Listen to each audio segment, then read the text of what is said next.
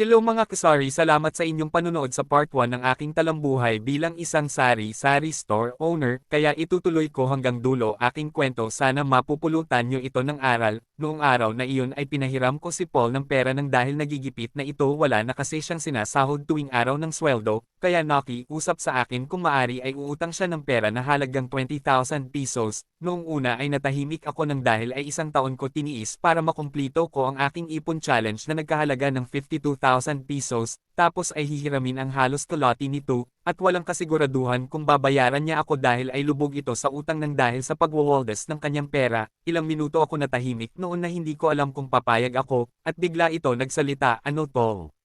Mapahiram mo ba ako? Kung nagdalawang isip ka, huwag na lang kasi baka gamitin mo ang ipon mo, hahanap na lang ako ng paraan, kung wala naman ay dadalawin mo na lang ako sa kulungan kung wala ako makita na pambayad, baka kasi idemanda ako sa inutangan ko dahil malaki na talaga ang utang doon dahil sa interest nito, at yung hihiramin ko sa'yo ay pangdagdag ko lang yan, sa totoo lang ay kulang pa yan, kung sakali pahiramin mo ako promise magbagong buhay na ako tol, gagawin ko ang lahat para mabayaran ka." Yan ang sambit niya sa akin, yan na ang sinsabi ko, nangonsensya ka pa, o sige na nga promise babayaran mo yan ha, alam mo muna pinaghirapan ko yan, ay salamat tol, gagawin ko ang lahat para mabayaran ka, salamat talaga tol, ikaw talaga ang best friend ko. Promise hindi ko sisirain ang tiwala mo sa akin, o sige aalis na ako para matapos na ang problema ko para mabayaran ko na sila lahat. Noong araw na inyon umalis Paul na masaya dahil masolve na ang kanyang problema, at ako naman ay umuwi at puno bang puno ng panghihinayang, at sinabi ko sa sarili ko sana babayaran niya ako, at dumating na nga ako sa bahay at sinalubong ako ng aking mahal na asawa. "Ano, kumusta, mukhang pagod na pagod ka ah, halika kain na tayo, alam ko gutom ka na." Pinaghain agad ako ng hapunan dahil yun naman talaga ang ginagawa namin tuwing gabi, sabay lagi kumain. Habang kami ay kumkain ay napansin niya mukhang matamlay ako, "Mukhang may problema ka.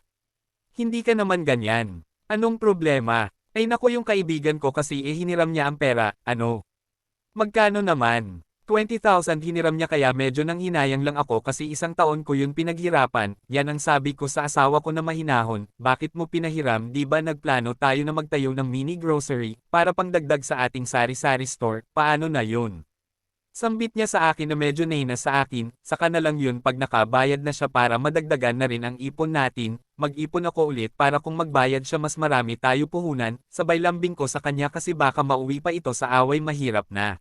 Kinabukasan maaga ako nagising at ako nagbukas ng aming sari-sari store, at nagsalansan ng mga alak at soft drink sa aming ref, at yung asawa ko naman ay naghahanda sa aming pang-almusal at babaonin ko sa aking trabaho. Masaya kami bilang mag-asawa at nagtutulungan pagdating sa gawaing bahay, lalong-lalo sa aming sari-sari store noon, para bang hindi kami nakaramdam ng pagod sa maghapon kung magkasama kami pag wala akong pasok sa trabaho. Wala pa kasi kami anak noong 2011, kaya yun ang libangan namin mag-asawa, ang sari-sari store. Lumipas ang ilang araw, hindi ko na nakikita si Paul, kala ko iwasan na niya ako, nilipat pala ang schedule niya, naging panggabi siya, at ako naman ay pang-araw kaya bihira lang kami magkita. Lumipas ang isang buwan ay ni minsan hindi ko na nakita si Paul, nagtatanong ako sa mga ka-office mate niya kung kumusta na ito, hindi na raw ito lumalabas galing trabaho, diretso na ito sa bahay, laki na daw ng pinagbago. Kaya laki ng tuwa ko, sana totoo na ang pagbabago ng best friend ko at ako naman ay muling nag-iipon dating gawi. Hindi ko na rin masyadong iniisip ang utang niya sa akin, lalo na ngayon hindi ko na siya masyadong nakikita,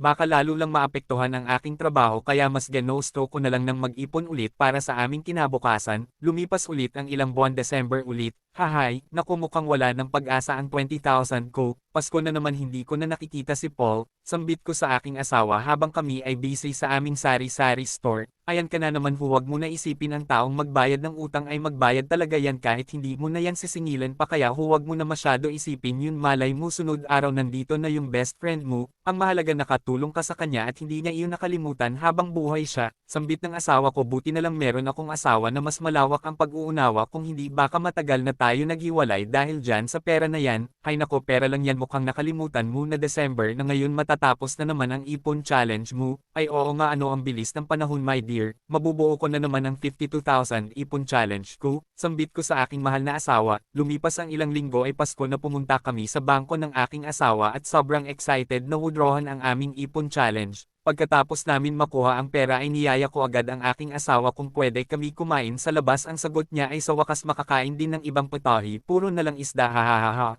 Sundan, magbayad kaya si Paul. Itong December, 1 taon na ang utang niya. See you next episode. Maraming salamat. God bless everyone.